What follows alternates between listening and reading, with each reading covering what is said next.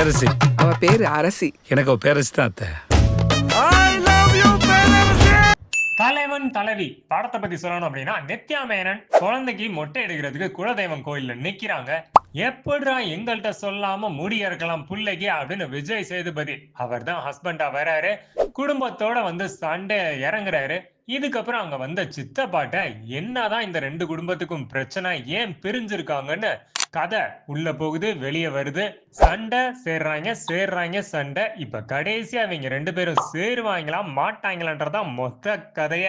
படத்தோட பிளஸ் கதாபாத்திரங்களை நல்லா செதுக்கி இருக்காரு பாண்டியராஜ். விஜய் சேதுபதி புரோட்டா வச்சிருக்காரு, மதுரை ஹோட்டல்காரனாவே மாறிட்டாரு. நித்யா மேனன் கல்லால உட்காந்துக்கிட்டு இன்னைக்கு நான் உட்காந்தனால 5000 ரூபாய் லாபமா அப்படின்னு சொல்றதா லாபம்ன்றது அப்படி சொல்றது. அண்ணனுக்கு ஒரு half oil parcel, half boil அப்படிதான் சொல்லுவாங்கன்றதெல்லாம் ரொம்ப பொருந்தி போகுது.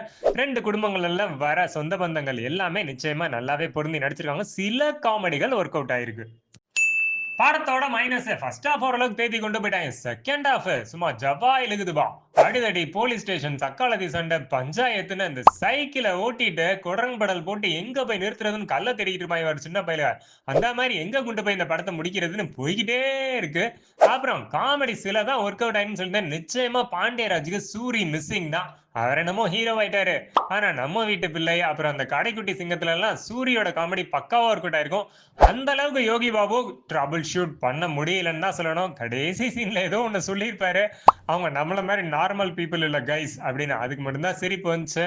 அப்புறம் என்ன, மத்தபடி ரூரல் ஃபேமிலி என்டர்டெய்னர்னா எங்களுக்கு பிடிக்கும். மதுரையில எந்த கடையில சாப்பிடணும், புரோட்டால என்னென்ன வகைகள் இருக்கு அப்படின்னு தெரியுற சினிமா ரசிகர்களுக்கு இந்த படம் நிச்சயமா ஒரு விருந்து தான்.